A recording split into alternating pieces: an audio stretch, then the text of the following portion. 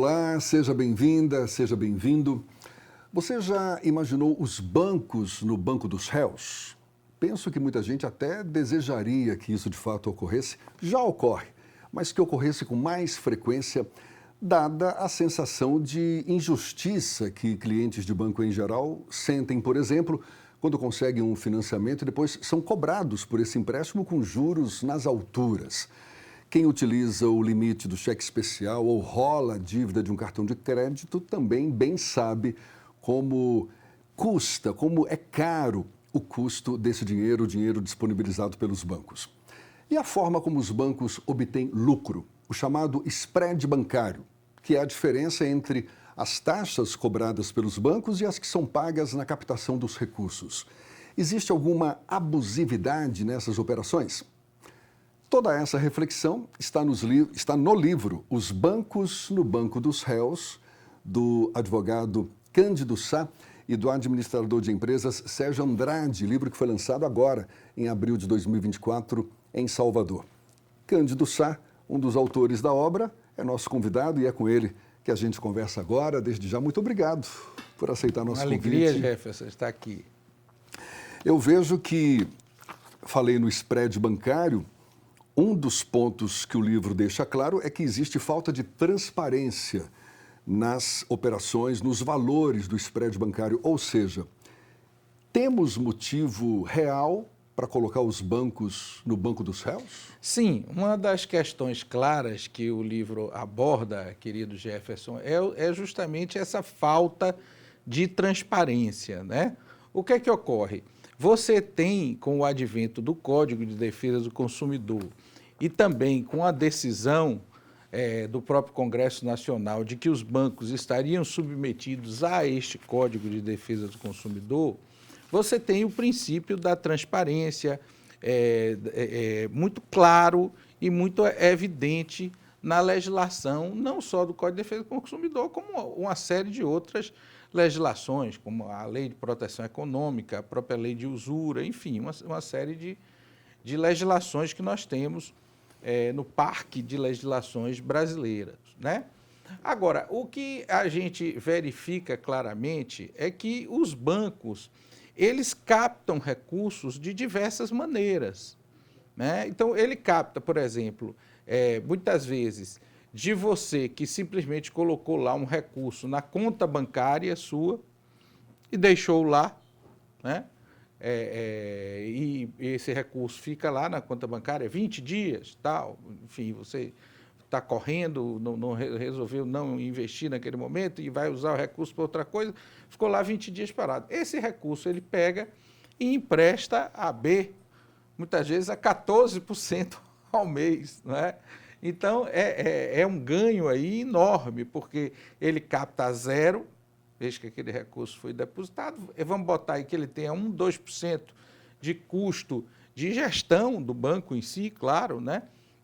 Mas fora isso aí, a diferença é muito grande. Então, o que a gente coloca é que essa diferença enorme, que a gente chama aqui de spread bancário, é que seria abusiva. Não ilegal. Não ilegal. Ela se torna ilegal, vez que ela contraria o Código de Defesa do Consumidor, né?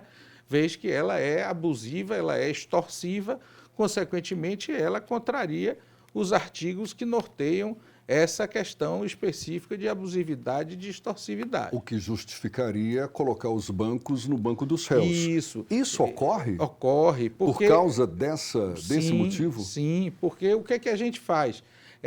Você não tem que necessariamente questionar todo o contrato. Você pode questionar a cláusula específica de abusividade, a cláusula que está trazendo a abusividade e pedir a nulidade desta cláusula. Aí o juiz é que vai determinar que valor efetivamente será cobrado. Hoje está se utilizando, desculpe, Jefferson, a taxa média de mercado, mais ou menos ditada pelo Banco Central. E como isso já ocorre, já vem ocorrendo, eventualmente, o banco no banco dos réus, tem havido decisões mais favoráveis aos próprios consumidores e isso não abre um precedente para que os bancos sejam obrigados a agir conforme o Código de Defesa do Consumidor? Ah, sim, a Justiça ela tem dado a jurisprudência, tudo que vem ocorrendo no decorrer desses anos, desde o advento do Código, tem sido favorável ao consumidor, Mas sem na prática... dúvida nenhuma. Mas aí vem aquela velha questão do custo-benefício, né? Então, infelizmente, existe essa prática, existe essa caixa preta, que é a de por quanto o banco capta, né?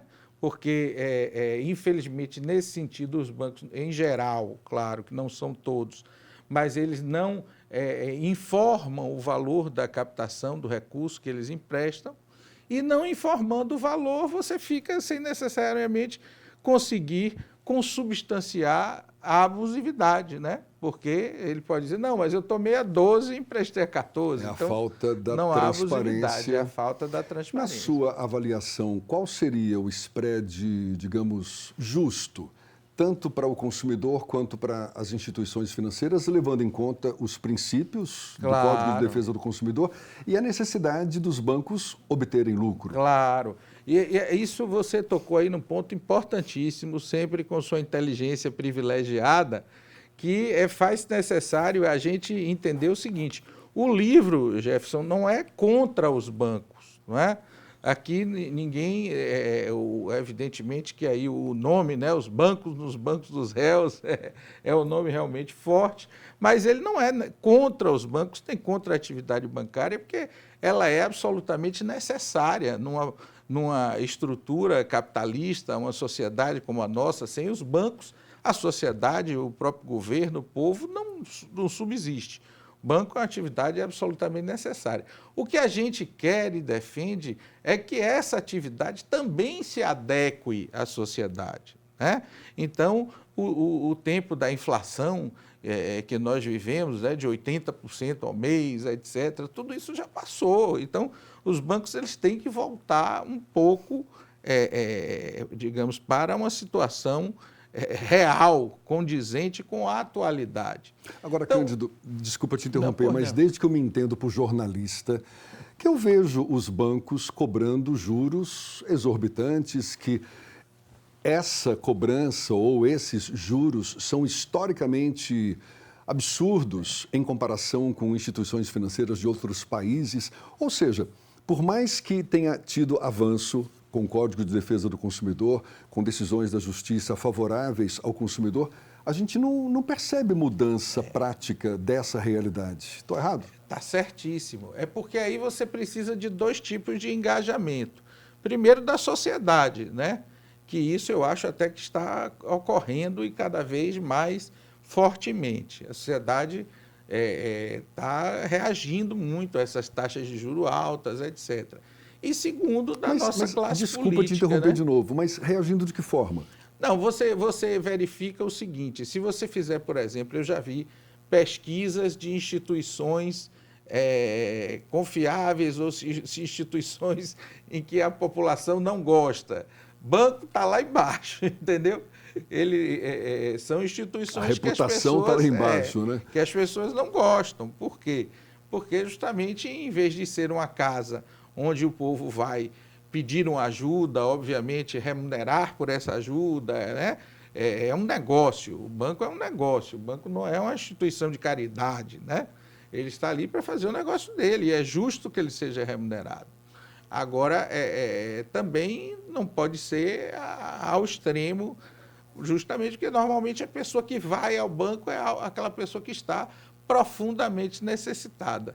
Aí assina um contrato de adesão, que não pode mudar nenhuma letra sequer do contrato, e aí a situação... Normalmente contrato com letras pequenininhas, isso até que melhorou dezenas também, de cláusulas, deu uma melhorada, deu foi? Melhorada. Ainda sobre o spread bancário e fazendo uma pergunta mais ufanista, aqui em defesa, digamos, do nosso país, da nossa nação. Quais são as principais implicações dessa falta de transparência nos valores do spread para um desenvolvimento mais equilibrado, seja do país ou dos interesses da coletividade, como previsto na Constituição? Eu acho que impacta muito. Isso você, mais uma vez, fez uma pergunta essencial. porque isso é uma coisa que a gente tem que, inclusive, alertar nossa classe política, né? Porque eu acho que também ela ainda não se apercebeu de que você realmente, se você tiver uma economia em que o dinheiro circule mais fortemente, em que o povo possa ter um crédito mais fácil, que o povo possa obter crédito e não falir depois porque pagou aquele crédito, né? Consequentemente, você vai ter uma sociedade muito mais forte, o comércio vai melhorar, as pessoas irão alugar mais casas, as pessoas irão construir mais, enfim, a vida como um todo, os supermercados vão vender mais, né? Todos vão ter, o recurso vai girar mais na sociedade. Então, é uma contribuição muito grande se houver realmente essa redução desse spread bancário, dessa taxa de juros alta, como está hoje no Brasil, para a sociedade como um todo. A gente vai ter... É muito difícil você pensar um país que venha a melhorar como nós precisamos em tantos fatores, porque nós temos um índice de miserabilidade muito grande, né, Jefferson? A gente vê em todo o nosso país a quantidade de favelas, a quantidade de pessoas pobres, infelizmente, que nos entristece a todos, né? Quando encontramos diariamente isso, mas essas pessoas elas não têm acesso a crédito, essas pessoas não têm acesso. E o que é que ocorre? Independentemente delas terem ou não acesso, aquela outra parte que poderia fazer o dinheiro circular para também melhorar a vida daqui, também está com essa dificuldade de aquisição desse crédito. Então, a sociedade não cresce, a economia não se desenvolve o tanto quanto poderia se desenvolver, e uma economia pujante. Você veja a economia brasileira, com todas as dificuldades que tem, cresceu 2,5%. E os consumidores, diante dessa ausência de transparência nos valores do spread bancário, como é que podem se proteger, buscar seus direitos diante de uma situação como essa? Os consumidores brasileiros, eu diria os brasileiros em geral, não os consumidores, né?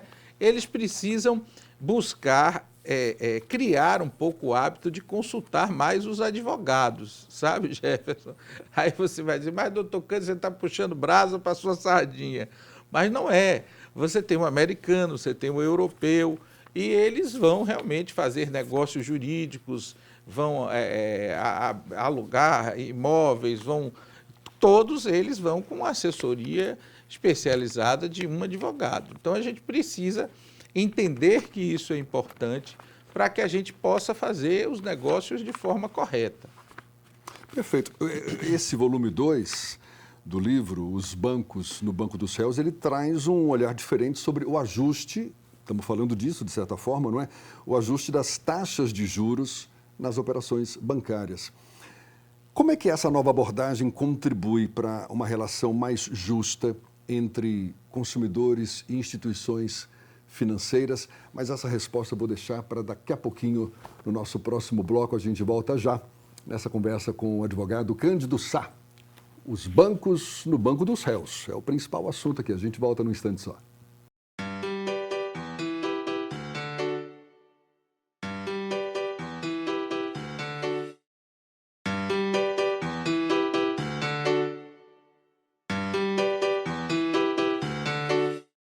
Já estamos de volta, advogado Cândido Sá, um dos autores do livro Os Bancos no Banco dos Réus, livro que questiona a forma como os bancos obtêm lucros, enfim, essa política de definição de taxas de juros também. E o livro traz um olhar novo sobre o ajuste das taxas nas operações bancárias. E a pergunta que eu te faço é essa: como que esse olhar contribui para uma relação mais justa entre consumidores e instituições financeiras?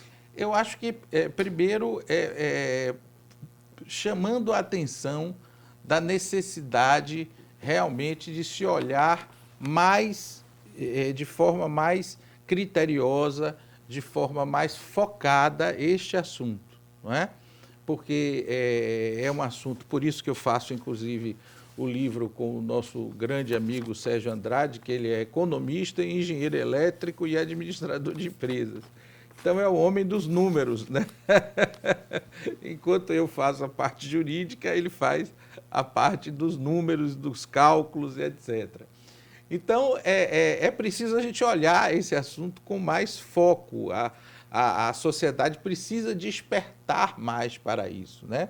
Esse debate precisa vir mais à tona, porque na medida em que houver uma pressão social maior, você vai começar a perceber que as pessoas vão se indignar com o que muitas vezes é cobrado a elas no dia a dia, num pequeno atraso de cartão de crédito, enfim, e em tudo que ocorre no dia a dia da gente, que envolve efetivamente os bancos, né?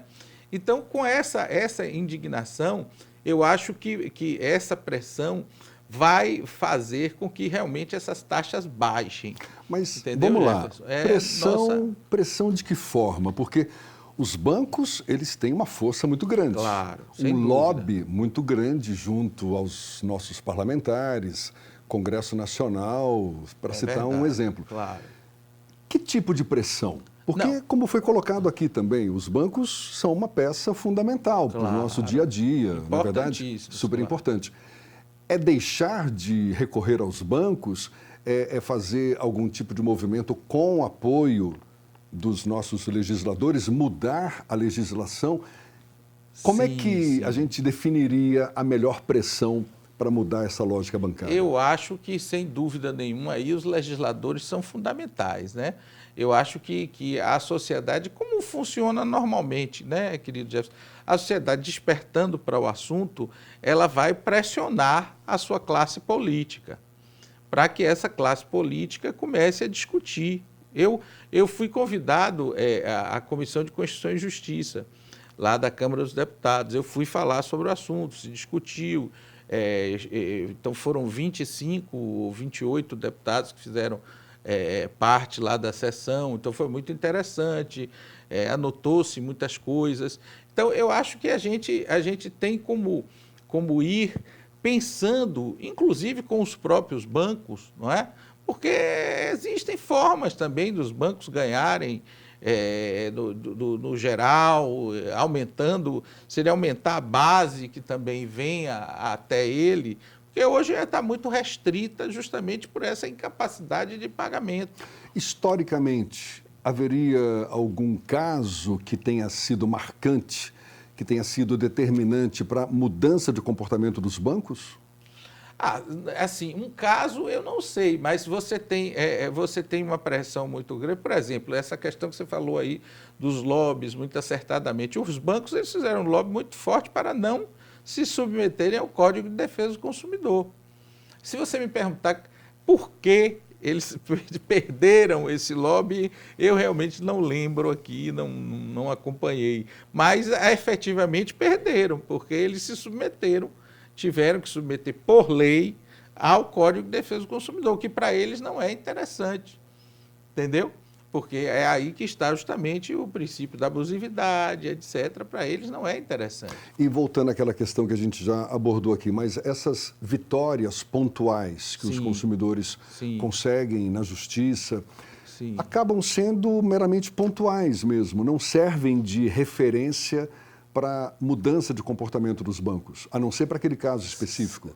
Ou eu estou errado? Servem, porque essas vitórias pontuais, que não têm sido tão pontuais assim, a justiça ela tem dado guarita ao consumidor, né? Então, na realidade, a abusividade dos bancos é tão grande que, na grande maioria dos casos, eles têm perdido as ações. Mas a falta de transparência nos valores do spread bancário, por exemplo, persiste. Persiste, mas quando o juiz determina via ofício que o banco ele venha a dizer qual for o valor da taxa de captação, ele é obrigado a dizer, então, sob pena de multa. E isso não passaria a ser obrigado em todas as novas futuras operações? Se for lei, sim. Se for lei. Se for lei. Mas se for uma decisão do juiz naquele caso específico. Aí é naquele caso específico. Então, aí serve o que é que acontece? Aqueles casos específicos sendo julgado a favor daquele consumidor, que é o que tem ocorrido, serve de o que a gente chama de jurisprudência. Exatamente. Não é? Que é a decisão repetida dos tribunais sobre aquele tema. Então, nós, advogados, pegamos esse acervo de jurisprudências e ingressamos utilizando essas jurisprudências nas novas ações. Até que, na melhor das hipóteses, essas jurisprudências possam se tornar uma lei. Exatamente, porque a jurisprudência é uma das fontes da lei.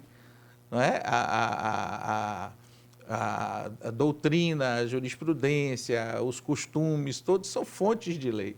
Estava comentando aqui nos bastidores, antes da gente iniciar o nosso segundo bloco, que sua pessoa já se sente cansada de lidar com tantos casos semelhantes dessas contestações dos valores do spread bancário e tudo mais e tal.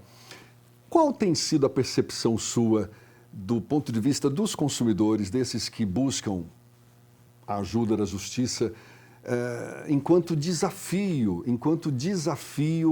nessa luta contra os bancos? Eu acho o povo brasileiro assim fantástico em determinadas questões, né? E ele, para mim, uma das coisas mais fantásticas que o povo brasileiro tem é a capacidade de apreender coisas muito rápido. Então, assim, às vezes coisas que levam 50 anos em outros países, aqui levam 10. Não é que seja 10 anos, não é pouco, mas é bem mais rápido que 50, né? Do que às vezes os europeus e, enfim, os norte-americanos levam. Então, o brasileiro, ele capta com muita rapidez, ele tem captado o conceito de cidadania. Se você observar, querido Jefferson, no Brasil, ele cresceu muito nos últimos 15 anos para cá, dos últimos 20 anos para cá. Às vezes até exageradamente, né? Nesse caso do consumo, às vezes tem consumidor que exagera, que acha que é direito dele o que não é, enfim, por aí vai. Mas você já observa nitidamente uma outra forma de pensar, uma outra forma de agir, uma outra forma de se postar diante de todas as instituições, não é? Agora, o que nós precisamos dosar é o respeito. Esse não se pode perder.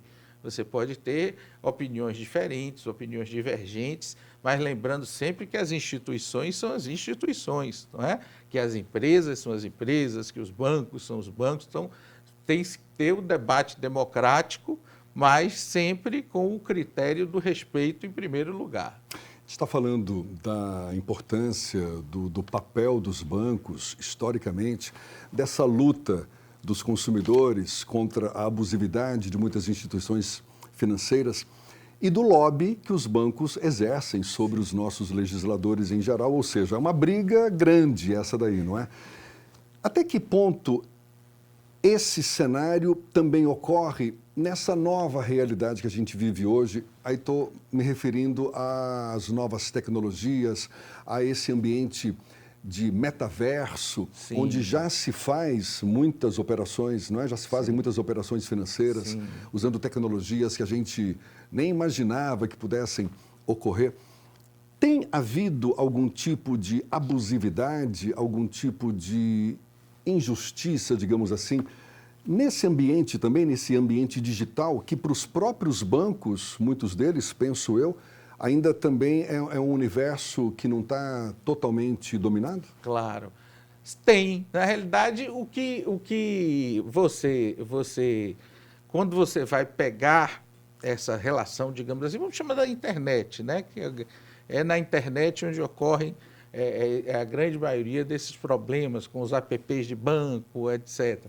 Então, na realidade, a internet em si, os apps, essa relação que ocorre, né, na rede, ela está submetida também ao código, né?